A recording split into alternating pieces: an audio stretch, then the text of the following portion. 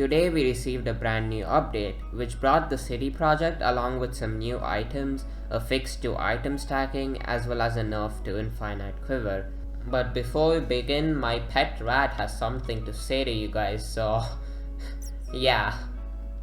First things first, let's go over the things in the city project. So they added a new NPC near the blacksmith called Rosetta, and Rosetta basically sells some new early game sets, which are obviously nice to see since new players are required to keep the game running, and this means that they have more options about gear now because there's new weapons, there's new armor sets, and there's two new wands that this NPC sells. One is called the Celeste wand and it spawns lightning, and the other one is called the Starlight wand and it just makes it rain nether stars, which I think is really cool.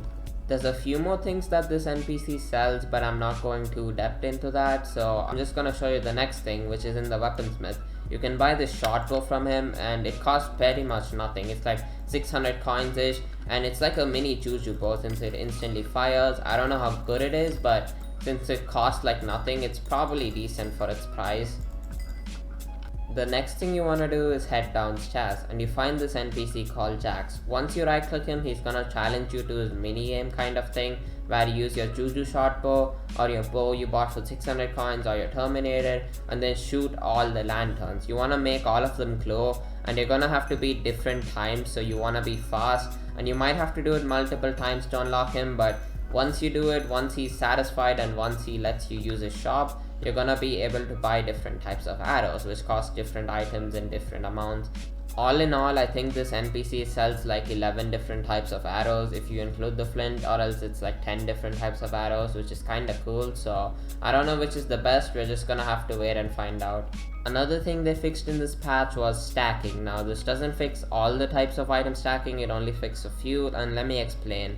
So if you have seen like any endgame dungeon player's inventory, you might have noticed them keeping some farming hoes or like farming tools, and let me explain why. For example, this sugarcane hoe gives me plus 20 speed thanks to the blessed reforge, but it's supposed to work in a way where only if I hold it, it gives me the extra speed.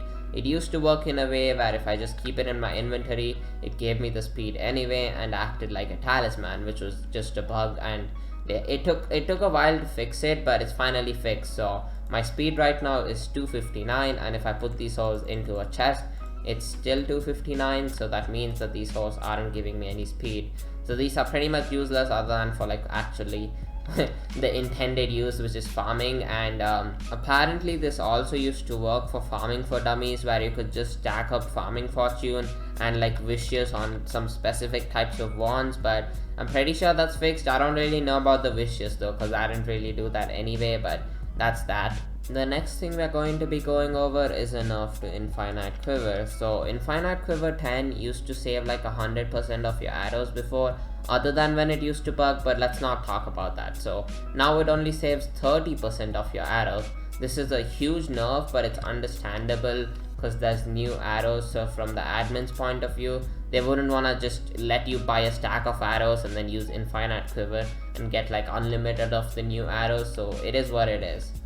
Anyway, that is it for this video. If you made it to the end, then comment emerald chest and I'll probably end up hiding your comment, and I'll see you in the next one.